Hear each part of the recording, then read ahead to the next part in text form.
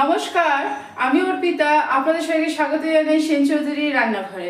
আজ আমি আপনাদের সঙ্গে শেয়ার করব ক্যাপসিকাম আলু ছানা দিয়ে একটি নিরামিষ তরকারি। চলুন সরাসরি শুরু করা যাক। দেখুন, ক্যাপসিকাম আলু ছানার তরকারি বানাতে আমি এখানে আলুটা আগেই আমি কেটে নিয়েছি এরকম ছোট ছোট টুকরো করে। আলুটা একটুখানি আমি হালকা সেদ্ধ করে নেব। দেখুন, এখানে আমি ক্যাপসিকাম আর টমেটোটা নিয়ে নিয়েছি। এবার ক্যাপসিকামটা আর টমেটোটা আমি কেটে নেবো। প্রথমে আমি আপনাদের সঙ্গে একটা শেয়ার করে দেখাচ্ছি। ক্যাপসিকামটা এরকম মাঝখান থেকে কেটে নিয়ে আর একটা ভাগ করে নিলাম, বীজটা ফেলে দিলাম, দিয়ে আমি এখানে ছোটো ছোটো টুকরো করে নিচ্ছি। এখানে আমি ছোট ক্যাপসিকামটা নিয়েছি, যেটা আপনার লোকাল ক্যাপসিকাম বলা হয়, সেই ক্যাপসিকামটা নিয়েছি, কারণ ক্যাপসিকামের পাপড়িগুলো পাতলা হয়। আর আপনার যদি হাইব্রিড ক্যাপসিকাম নেন, সেই ক্যাপসিকাম কিন্তু খুব মোটা হয় ক্যাপসিকামের এই পাপড়িগুলো। দেখুন, কোনোটা আমি 3টে টুকরো করছি, কোনোটা আবার 4টে টুকরো করছি। যেটা যেরকম সাইজ সেটা কিন্তু সেইভাবেই আপনাদেরকে টুকরো করে নিতে হবে।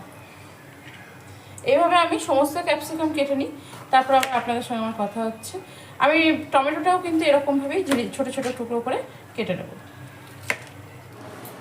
দেখুন, এখানে আমি আধা লিটার দুধ নিয়ে নিয়েছি। দুধটাকে আমি কিন্তু গরম করতে বসিয়ে দিয়েছি। এবার এই দুধ থেকে আমি ছানা কেটে নেব।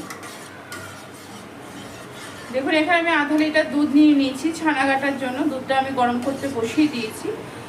আর দুধটাই মাঝে মাঝে এইভাবে নেড়ে দিচ্ছি, কারণ যাতে ওপরে সর না পড়ে।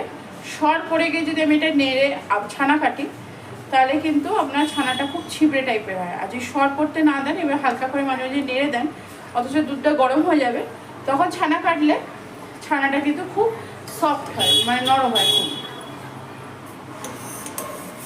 গ্যাসের ফ্লেমটা অফ করে দিয়ে একটু হালকা এইভাবে নেড়ে নেড়ে ভাপটা কিছুটা আমি দুধে বের করে দেবো। এবার এর মধ্যে আমি অল্প করে ভিনিগার দিয়ে দেবো। দেখুন, ভিনিগার দেওয়াতে আমার খুব সুন্দর করে ছানাটা তৈরি হয়ে গেছে। এবার এটা আমি একটা জায়গায় ঢেলে ঠান্ডা করতে দেবো। দেখুন, ছানাটা আমি জল ছড়িয়ে ঠান্ডা করতে দিয়ে দিয়েছি। এবার এখানে একটা কড়াই বসিয়ে দিয়েছি। কড়াইয়ের মধ্যে আমি 2 টেবিল স্পুন মতো সরষের তেল দিয়েছি। তেলটা দেখুন গরম হয়ে এসছে। এই সময় আমি দিয়ে দিচ্ছি হাফ টিস্পুন মতো জিরে, আর দিয়ে দিচ্ছি অল্প একটু হিং। দেখুন, এই তরকারিটা হবে পুরোপুরি নিরামিষ, আমি কিন্তু আর কিচ্ছু দেবো না এর মধ্যে। এবার আমি দিয়ে দেবো এর মধ্যে ক্যাপসিকাম। দেখুন, ক্যাপসিকামটা আমি তেলের মধ্যে দিয়ে এর মধ্যে এবার দিয়ে দিচ্ছি আমি পরিমাণ মতো নুন। পরিমাণ মতো নুন দিয়ে আমি খুব ভালো করে ক্যাপসিকামটা প্রথমে একটু নেড়ে নেব। এবার হালকা ঢাকা দিয়ে একটু হতে দেবো ক্যাপসিকামটা। আমি দেখুন, ক্যাপসিকামটা আমি 2-3 মিনিট মতো ঢাকা দিয়ে রাখার পর ঢাকাটা খুলে দিলাম। খুলে দিয়ে আরও একবার উপর নিচ করে ভালো করে নেড়ে দিচ্ছি।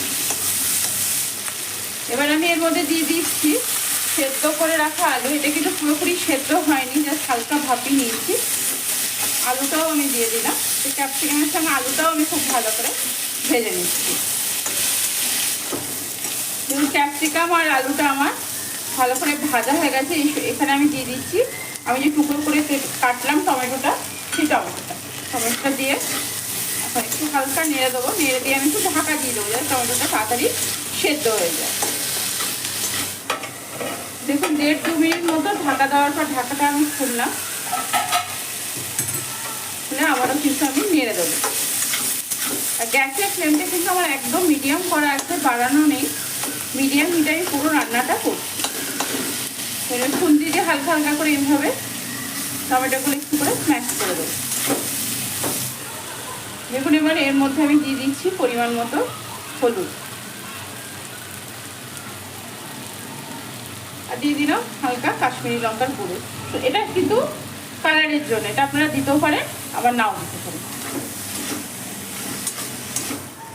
দেখুন, এবার একটুখানি হালকা জল দিচ্ছি, কারণ তেলের পরিমাণটা একটু কম আছে, তো যাতে তলায় লেগে না যায়।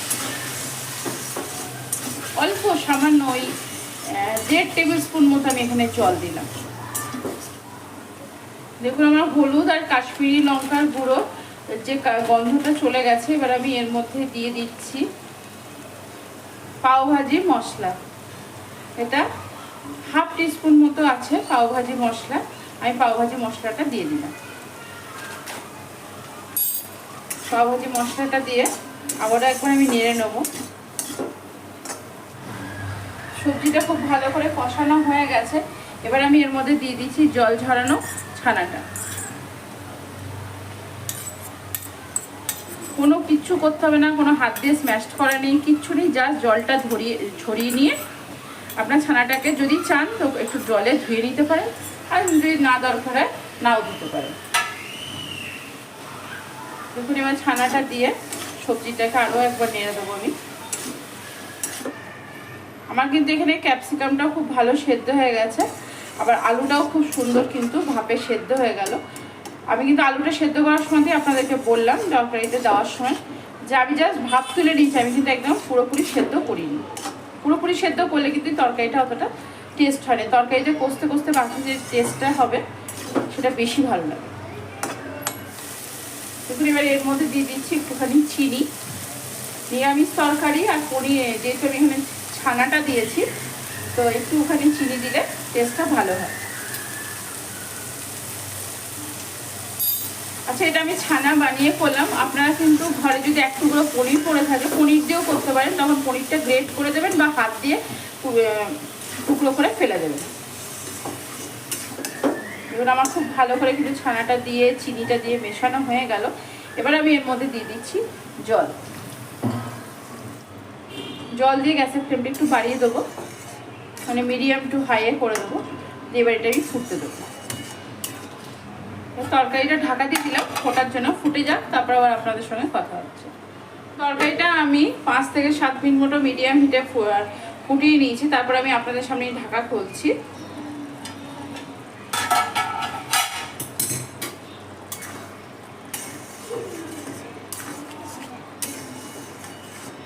তরকারিটা আমি খুব ভালো করে এই যে কড়াইয়ের গায়ে যেগুলো লেগেছিল সেগুলোও কিন্তু আমি নামিয়ে নিয়ে খুব ভালো করে নেড়ে দিচ্ছি আরও একবার।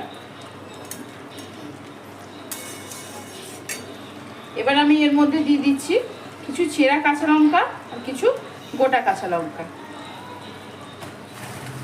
একটু নামাবার সময় দিয়ে দিলাম সামান্য একটুখানি পাওভাজি মশলা, আরও একটুখানি, বেশি দিনই কিন্তু অল্পই দিলাম।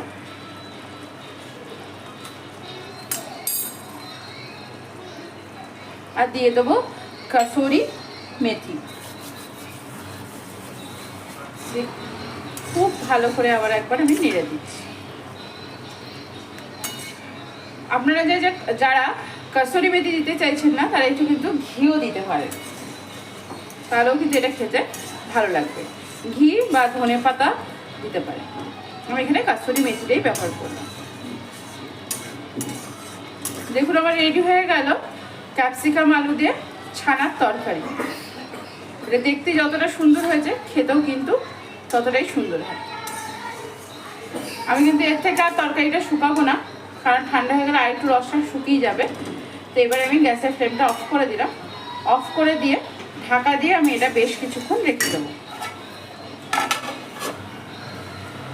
ঢাকা দিয়ে কিছুক্ষণ রাখা থাক, তারপর আমি আপনাদেরকে দেখাচ্ছি তরকারিটা কেমন হয়েছে। দেখুন তরকারিটা কিন্তু আমার প্রায় 10-15 মিনিট মতো কড়াইয়ে রাখার পর দেখুন আমি যে ঝোলটা রেখেছিলাম কতটা তরকারিটা টেনে নিচ্ছে, একদম পারফেক্ট হয়েছে। এবার তরকারিটা আমি একটা জায়গায় তুলে দিচ্ছি। দেখুন কড়াই থেকে আমি তরকারিটা বাটিতে নামিয়ে নিলাম। আশা করি আমার তরকারির ভিডিওটা আপনাদের ভালো লেগেছে। যদি আমার তরকারির ভিডিওটা আপনাদের ভালো লেগে থাকে অবশ্যই লাইক শেয়ার কমেন্টস করতে তো ভুলবেন না। চ্যানেলটিকে অবশ্যই করে সাবস্ক্রাইব করবেন।